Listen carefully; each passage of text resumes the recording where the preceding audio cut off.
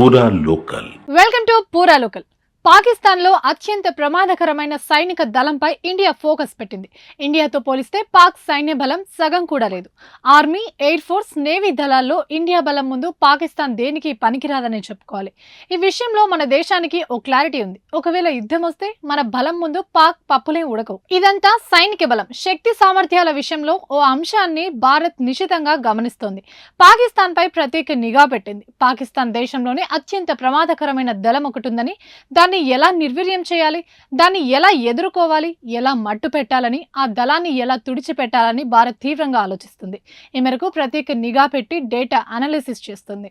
పాకిస్తాన్ దేశంలో అత్యంత ప్రమాదకరమైన దళం ఆత్మాహుతి దళం. ఈ దళాన్ని పాక్ సైన్యం, పాక్ నిఘా వ్యవస్థపై ఐఎస్ కనుసన్నల్లోనే నడుస్తుంది. పాక్ మాజీ సైనిక అధికారులు, మాజీ సైనికులు ఈ దళాలకు నాయకత్వం వహిస్తుంటారట.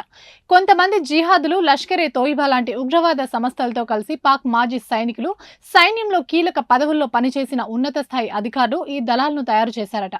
ఇండియా పాక్ సరిహద్దులో ఇలాంటి క్యాంప్స్ చాలా ఉన్నాయి.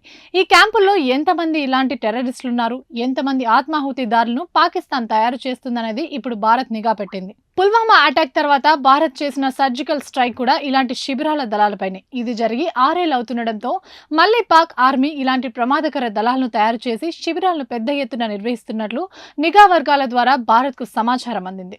ఒకవేళ పాక్ పై యుద్ధం మొదలు పెడితే ఈ ఆత్మాహుతి దళాల అటాక్ ఎలా ఉంటుంది, ఈ దళాలు కాశ్మీర్లోకి, ఇండియాలోకి ప్రవేశించాయా, భారత్లో ఆశ్రయం పొందుతున్నాయా అనేది కూడా భారత్ తీవ్రంగా పరిశీలిస్తోంది. భారత్ను నేరుగా ఎదుర్కొనే సత్తా లేని పాక్ ఇలాంటి దళాలను ఉపయోగించుకుని భారత్ను దొంగచాటుగా దెబ్బకొట్టేలా అవకాశాలు లేకపోలేదు. ఈ విషయంలోనూ తీవ్రంగా ఆలోచిస్తున్న ఇండియా ఆ దిశగా ఇప్పటికే యాక్షన్ ప్లాన్ రెడీ చేసినట్టు సమాచారం. ఇవి ఇప్పటివరకు ఉన్న అప్డేట్స్. మరిన్ని అప్డేట్స్ కోసం చూస్తూనే ఉండండి పూరా లోకల్.